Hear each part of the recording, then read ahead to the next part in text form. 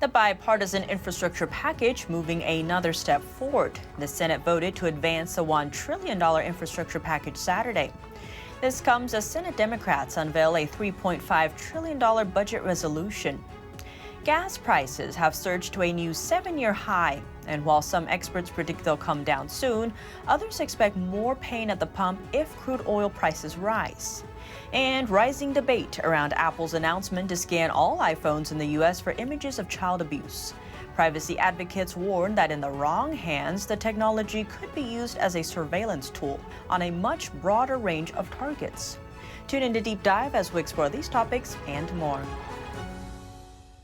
Hello and welcome. This is Deep Dive and I'm Tiffany Meier. Let's kick off with the Tokyo Olympics. The Olympian flame went out Sunday night, closing the 2020 Summer Olympics. The United States took the lead, barely squeezing past China to take home the most medals. America closing out the Olympics with 39 gold medals, barely squeaking past China's 38 golds. Overall, the U.S. easily outnumbered any other country in medals, taking home 113 in total, 39 gold, 41 silver, and 33 bronze. Team USA earned 25 more than second-place China, which is bringing home 88 medals, including 32 silver and 18 bronze. Chair of the U.S. Olympic-Paralympic Committee said, quote, "We are thrilled by the performance of Team USA at the Tokyo Games and couldn't be more proud of the way they carried themselves." She added, "These games are one for the history books." And the U.S. has taken home the most medals overall for 7 consecutive Olympics. China won the most gold medals at the 2008 Beijing Summer Olympics.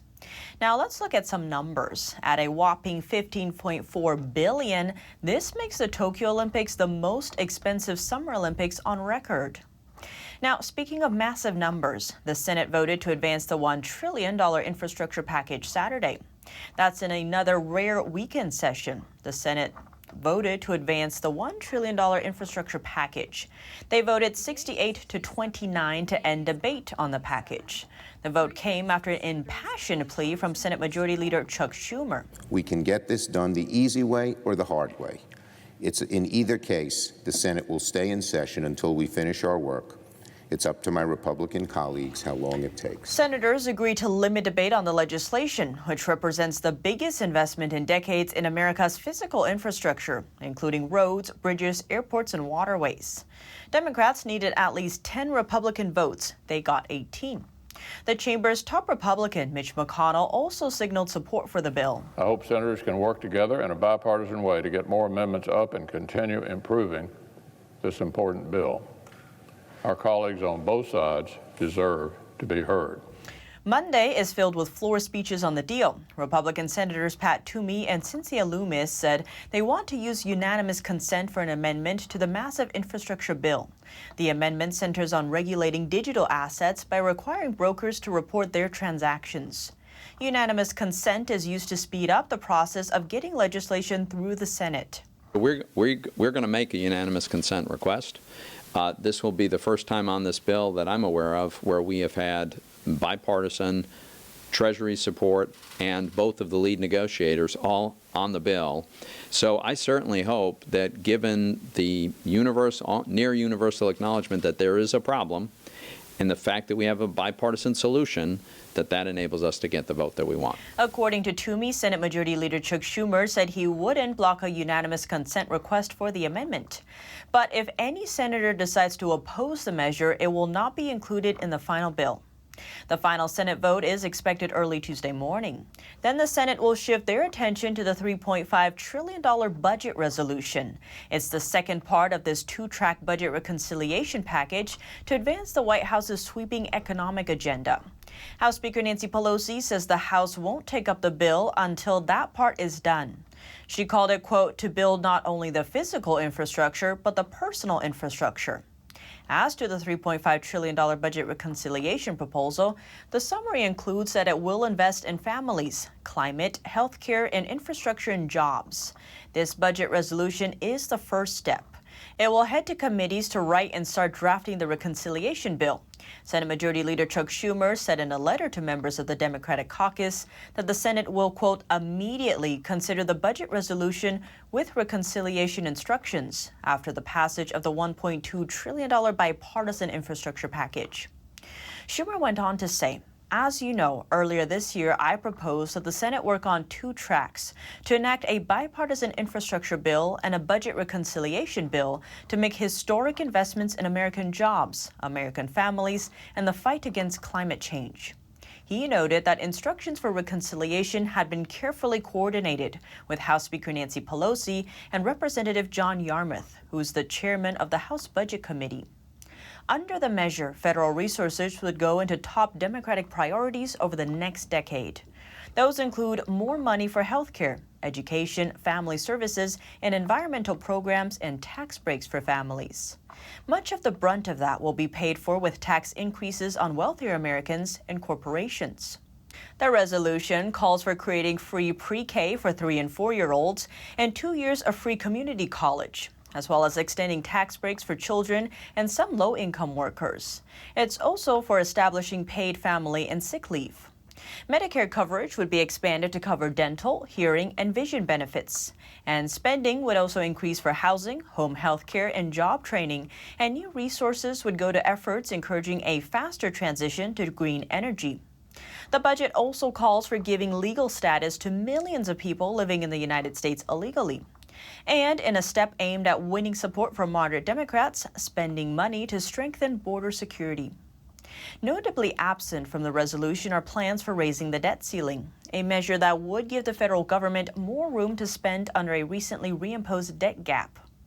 Treasury Secretary Janet Yellen on Monday reiterated her calls for Democrats and Republicans in Congress to agree to raise the debt ceiling. She said in a statement, in recent years, Congress has addressed the debt limit through regular order with broad bipartisan support. In fact, during the last administration, Democrats and Republicans came together to do their duty 3 times. Congress should do so again now by increasing or suspending the debt limit on a bipartisan basis.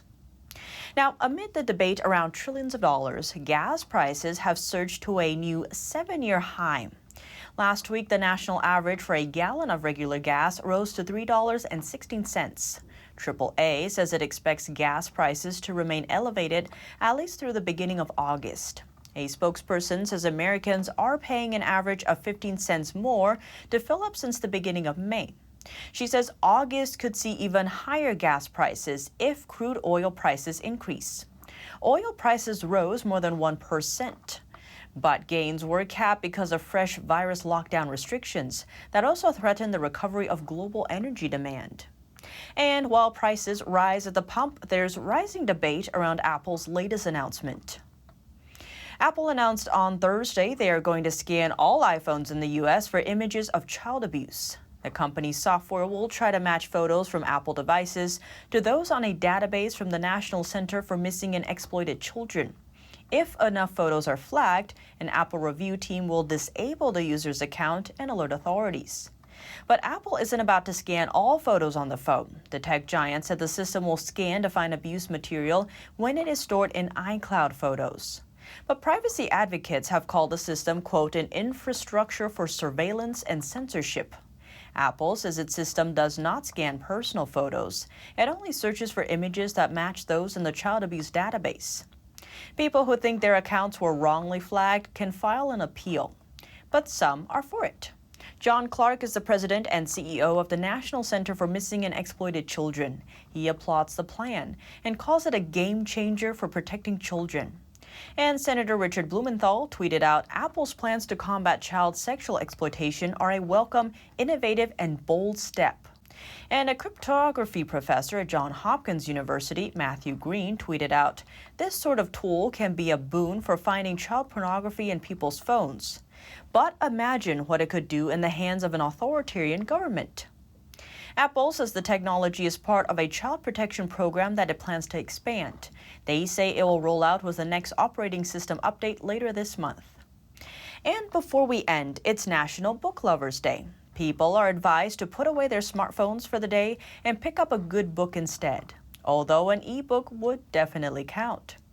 National Book Lovers Day is the perfect time to share a novel or nonfiction favorite with a friend, or read to a little one to build a lifelong love of books in them.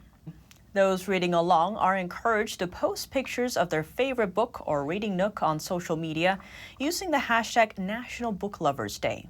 But what do you think? Let me know below. Thanks for tuning in to Deep Dive. I'm Tiffany Meier, and see you soon.